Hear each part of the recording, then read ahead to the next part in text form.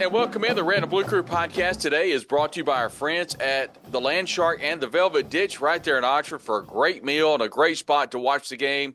Jared Foster, his entire team do an incredible job not only providing great food and a great spot to watch the game, they're huge advocates for the Ole Miss football program, and we could not thank Jared and his team enough. Also, special thank you to Philip Hearn and the Hearn Law Firm for doing a bang-up job of supporting us here at the Red and Blue Crew podcast, but not only that, providing great legal service and a huge, huge Ole Miss fan. John O'Reed and the Dirt Doctor, he can clean your car, but he could also clean your office building. John O'Reed, a proud sponsor here on the Red and Blue Crew podcast. David, the press conference yesterday was very pointed, but we didn't get a ton of answers from Lane Kiffin. If anything, it looks to be a little perturbed Lane Kiffin and a lot of – I don't know that the team is distracted, but I know the fans are heading into the Egg Bowl on Friday. Yeah, there's no doubt about it, and you're exactly right. Lane did Lane at his press conference. He kind of jumped at a few reporters for doing their job and asking the questions. Although he did say he understood why, but I really don't think what he understands at this point. Again, this is just a mess for the Ole Miss fan base.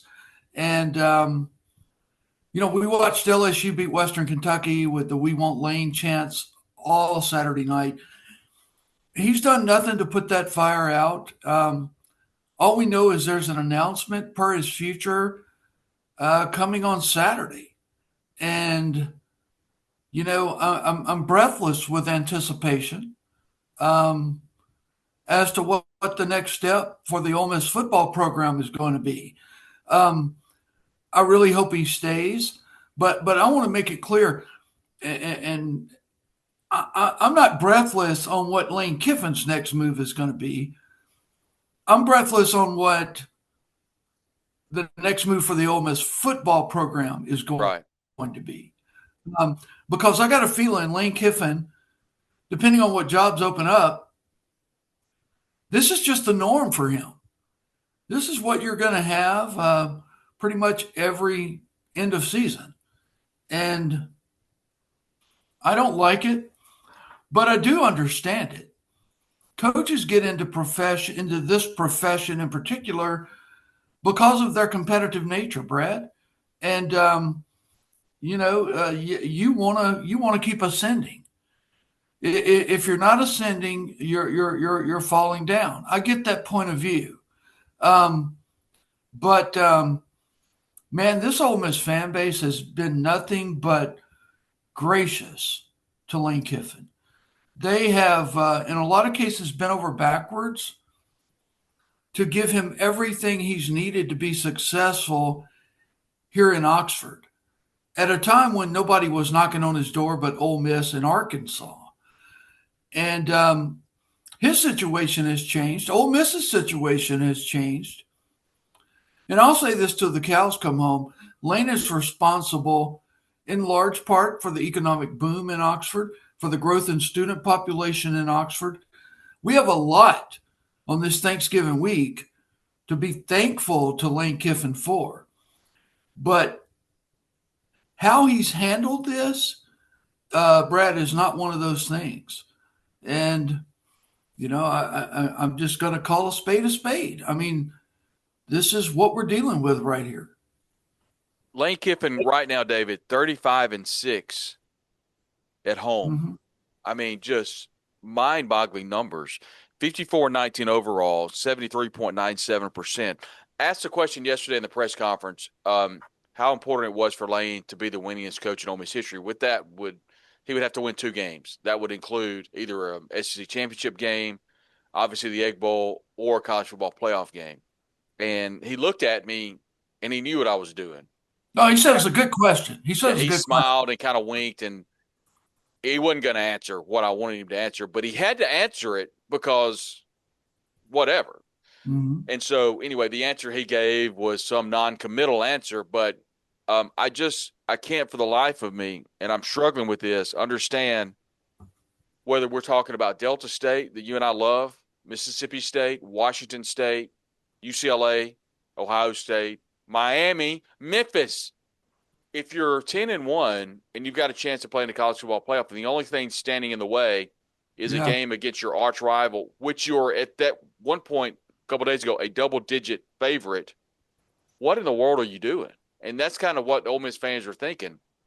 I push back and say, I don't think historically anybody could argue that Florida and LSU are better jobs. I get that. I understand the lure to want to go to those places. I get it. But what you've built and what you preached over the last 5 years, you're abandoning that, for the lack of a better word. And it's just been interesting to follow, and it's unfortunate. But I know, David, you saw the interview with Glenn Boyce and Richard Cross yesterday, in which Dr. Boyce did not mince words. This is a team much larger than Lane Kiffin in so many words. He praised the assistants. He praised the players. I thought it was a very direct conversation. At the end of the day, the Egg Bowl is coming in a couple of days. David, where do you think the team is from a distraction standpoint? Do you think there's, they're 4-0 with all this crap going on. Does anything change in that, in your opinion? I know where this team wants to be. Yeah. Because you've had players like Trinidad Chambliss and Bryson Sanders.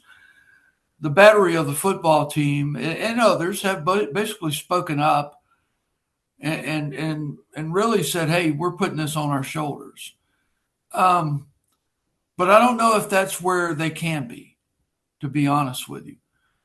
There are major distractions, and not only because the head ball coach is looking around. These guys are looking around too. I know enough about the portal and recruiting to know that they're fielding calls, whether it be from a former high school coach that's saying, "Hey, so and so at so and so university just wants to let you know they've got a spot for you next year." I mean, these guys are in the same situation their head coach has put them in large part. It's just not playing out on a public stage. Now, it will come January 2nd when the portal opens back up. But, this is just, I couldn't imagine. I mean, Brad, this is in a lot of ways being in love with your hot wife and she's cheating on you and she's told you, "I'm going to do better." And you've got to sit down and lock yourself in a room and go, do I trust her? Do I want to continue this relationship? I mean, I don't know how to put this into words. This is 10 times worse than Tommy Tuberville or anybody else you want to put in this basket. I mean, take for instance this.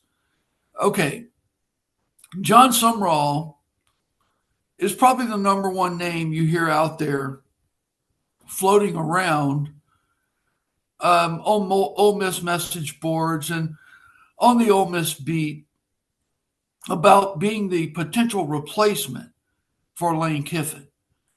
Look at how, and John is in the same situation as Ole Miss. He's about to take a Tulane team into the playoffs. Look at the difference in how the two men have handled this. And John's a candidate for some big-time jobs. Florida, Auburn, Ole Miss. I mean, but he has not been out there holding pressers about these jobs or denying rumors about these jobs. And he's dealing with the New Orleans media. Their approaches have been totally different.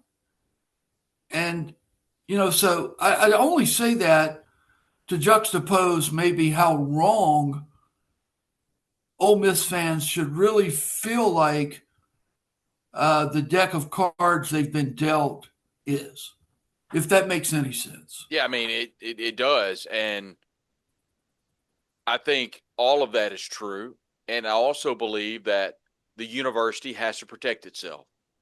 And what Keith Carter and what Dr. Boyce have done is they feel like the best thing for Ole Miss heading into the Egg Bowl is Lane Kiffin as its coach, whether it be from a legal standpoint, whether it be from a competitive standpoint. That's just where it is. I do believe the team will be ready. I think Ole Miss is better than Mississippi State on paper. Sure, I think anything can happen in this game. I think there's a reason that the game is always, whether it be one team could be 3-8, 3-7, or whatever. The other team could be 7-3 or 8-3, whatever, and it doesn't matter because, in large part, this game is always somewhat close, at least until the midway through the fourth quarter, which that's where either team usually separates. I don't think that will be any different on Saturday.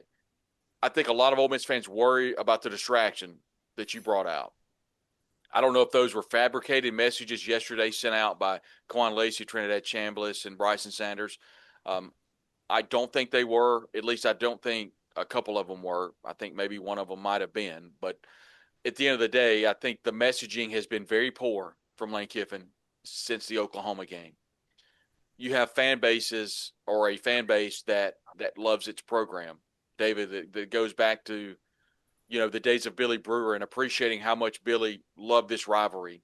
And I think Billy was 8-3 maybe against Mississippi State. I don't remember the specific numbers, but he always played well against Mississippi State. You have a lot of hardcore Ole Miss fans that are just quite frankly fed up with the way this is transpired. And in some ways, David, this goes beyond money. It goes beyond records. Right now we're talking about respect. And I'm afraid that Ole Miss fans feel like that Lane has not been respectful to the program. And that's where you start losing your fans. And so you would hope that the ship can be righted. I don't know what he's going to do. I get asked that every 30 minutes. What I do know is that Ole Miss is still in a great position from a financial standpoint, from a leadership standpoint. And regardless of what happens, Ole Miss is going to be more than okay with this. I want to ask you about the game in and of itself. I talked to a Mississippi State media member, and they basically said that this is benefiting nobody but Mississippi State because Jeff Lebby and the Bulldogs are kind of sitting in the weeds just watching all the circus happen, and then they're going to come out and be ready to play. You're also talking about a program that gave up 326 yards to Ahmad Hardy last week or 2 weeks ago. So this feels like a game in which Kawan Lacey could really have a field day. It appears that we talked with Trinidad Chambliss obviously yesterday, and he is absolutely dialed in. What are your thoughts on the Egg Bowl, the game in and of itself, and how do you think the Rebels come out on Friday in Starkville? Yeah, well, yeah, you did bring up the loss to Missouri. This is a Mississippi State team that was dominated by a Missouri team that I think is Ole Miss. Ole Miss is probably 3 touchdowns better than Missouri.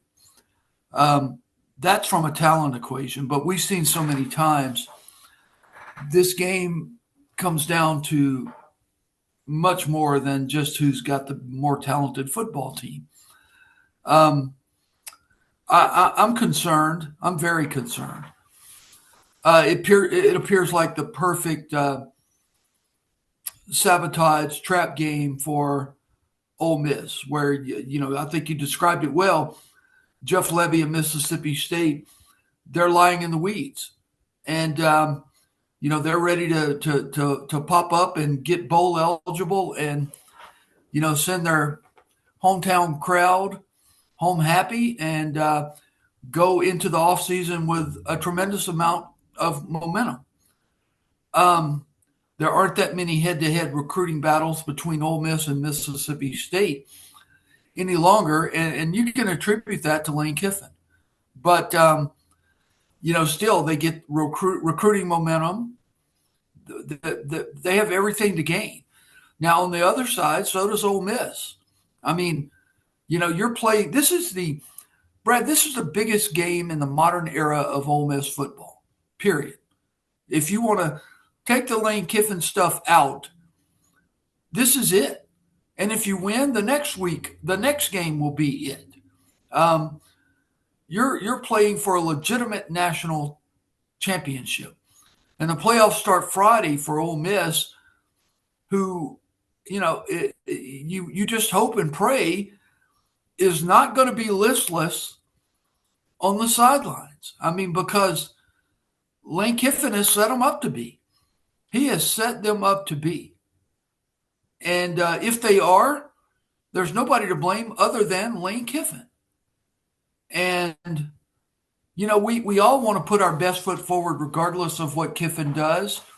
But the reality is we haven't had to deal with a coaching change in this new era of college football where every man on the roster, if he wanted to, and Kiffin wanted them, could follow him to wherever he is next, most likely LSU. So I just don't know. I mean, if he is trolling, and I've heard this said, oh, he's just trolling LSU. He's just trolling Florida. Well, who is he doing that at the expense of?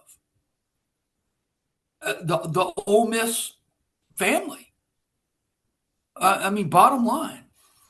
And I get it, but the best thing Lane could have done through all of this, if I can be his PR advisor for just a second, is to keep his mouth shut. And he's going to say, well, I have. Well, maybe to an extent, but, your clandestine operations were rather public and, people are going to ask questions, rightfully so. So, I don't know. I can't get into Lane Kiffin's mindset. I was born and raised on the bayous of Mississippi. I have no idea how his mind works and what he's thinking. I just know in the state that I grew up in, loyalty means something. And I'm not talking about you're here for a 20-year haul and, that's just how it is. I'm just talking about respect. Respect for your employer, respect for the university who put you back on the superstar platform. You couldn't have done this without being the head coach at the University of Mississippi. And now you want to, seemingly everything you have said or done, you want to stomp them out to the curb. And that ticks me off. Lane Kiffin doesn't owe me or any other Ole Miss fan anything other than respect. And I don't mean give us that respect when you show up in Baton Rouge in a purple and gold tie and talk about the good old days at Ole Miss. I'm talking about respect for the moment. Be where your feet are. And that's the concern.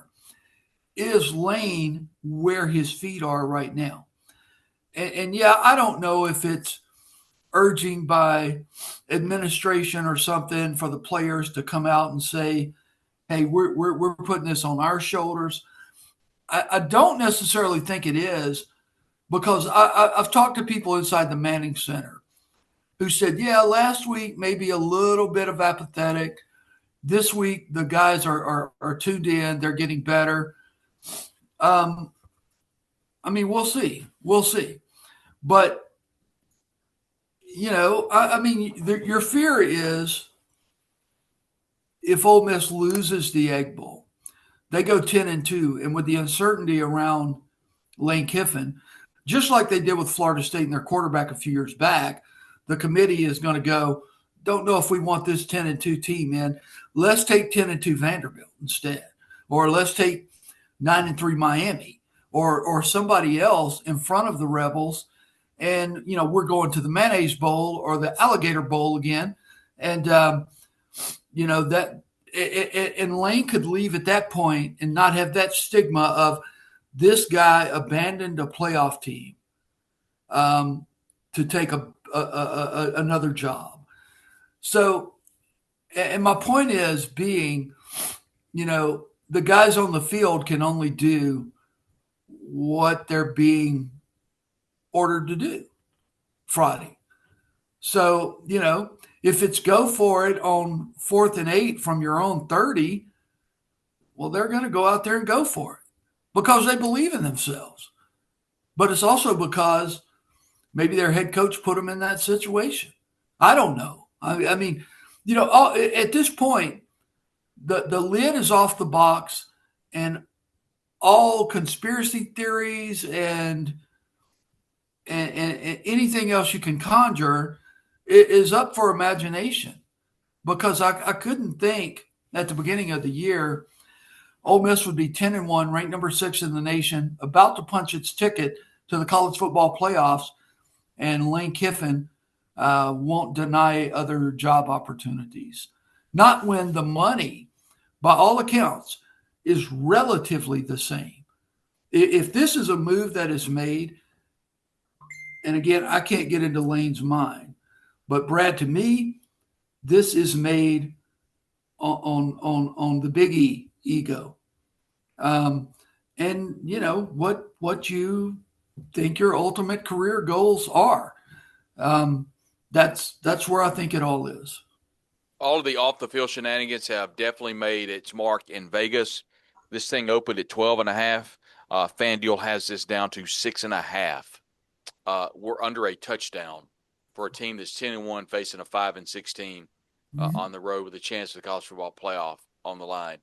I'd be remiss if I didn't think that this line would be 12.5 or 13, double this, if there were not the speculation from Lane Kiffin and other jobs. It's really unfortunate, David. Before we go, the Egg Bowl is a fun one that we always loved ever since we were kids.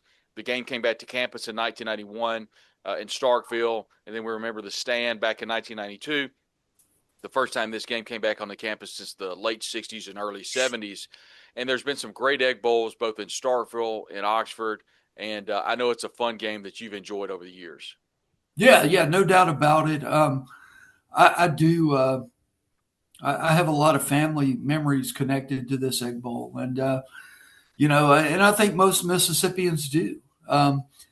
This is it's not a game. It's in football vernacular, it's war, and you know, um, I just don't want to see my beloved Ole Miss Rebels going in half cocked, and but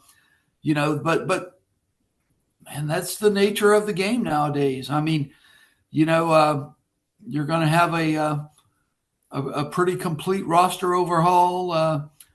Every year, every other year for every team in the Power Four. But I do think this is going to end up being a relatively close game, Brad. Um, and it's not because State has the talent. It's because Ole Miss in this particular game, I think, is prone to mismanage its talent from a situation standpoint. And I'm not talking about 4th and 8 from the 30. I'm talking about your guys should be nothing but focused on this game, and I'm afraid they can't be at this point due to the situation, the dark cloud hovering around the Ole Miss football program right now. And that's I think Ole Miss wins this game.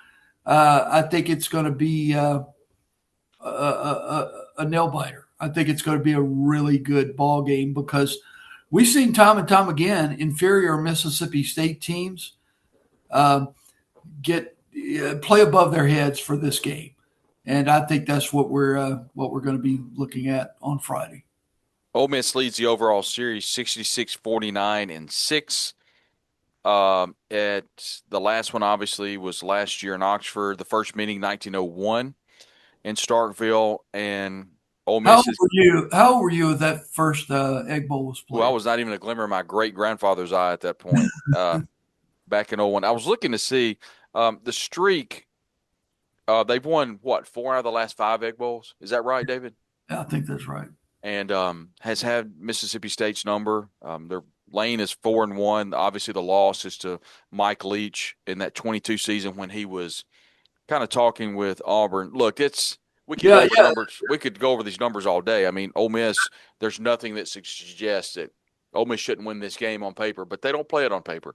And we'll definitely come to you at the conclusion of the game and, kind of talk about it. And I think we'll know a lot more the next time we visit, David. Well, I don't know. It depends on if we pod on Friday or Saturday. Yeah, yeah. I mean, and I don't know what he's going to say on Saturday. I really don't. And those are the three words I've used more than any this week. I don't know. Um, and again, to Lane Kiffin's credit, look, whatever his contract says, to that extent, that's all he owes Ole Miss. I get that, but he owes more to those boys, the young man on that team that they've recruited. They've gone into their living rooms and looked their mom and dad in the eyes and told them things. And this is it's just not right any way it can shake it, any way you can shake it. And let me say this. I hope it's not right to the point that Lane is thinking he can't recover from this, because we have a very forgiving Ole Miss fan base. And I mean, I'll tell you, if he gets up there Saturday and says, I'm staying in Oxford, thank you for the offers, and he's got an 11-1 Ole Miss team bound for the playoffs, all is forgiven, all is forgotten. And that's just the way the world operates. But, and nobody will ever ask him about it, hardly ever again, I don't think. So, but hey, y'all tune in Friday. Brad and I'll have a recap coming up afterwards. And I really think we ought to wait until Saturday, Brad. We I might think need to, yeah. Yeah, we need to wait, because this is a tiny element. And I don't want to say tiny, it's huge. But in perspective, the Egg Bowl is a tiny element to what we're dealing with here in terms of the drama and suspense and all that. So we'll have a lot to talk about Saturday for sure. And you can hear all about the game, and we'll come to you Saturday, and we'll talk all about any decisions that are made as it's Ole Miss and Mississippi State in Starkville. And this is 1 year to where the game is kind of secondary, and that is so unfortunate for a game that has been such a vibrant and fabric of our life in college football in the state of Mississippi. He's David Johnson. I'm Brad Logan. We will talk to you after the game, possibly, but probably on Saturday after there's maybe some resolution with Lane Kiffin and Ole Miss. He's David Johnson. Of course, I'm Brad Logan. We could not do what we do without you, the listener and the watcher. You are the reason that we do what we do. Please subscribe, rate, and review on YouTube, Apple, and Spotify. That's how it helps our algorithm and helps us kind of shoot up the charts, and we appreciate you doing that. Tell a friend that you heard the Red and Blue Crew podcast. And also want to say a special thank you to our sponsors and our partners, the Velvet Ditch and the Land Shark, also the Hearn Law Firm, and the Dirt Doctor. Yes, sir. One more thing. If you're looking for a place to watch the Egg Bowl Friday, Jared Foster and the gang up at the Velvet Ditch, they're having a watch party. So if you get a chance and you don't want to sit there and watch the Egg Bowl on the TV alone, go up there to the Land Shark. Jared and the gang will be awaiting you with wide open arms. Yep, it's going to be beautiful. No chance of rain in Oxford or Starkville. I've already checked the weather on Friday.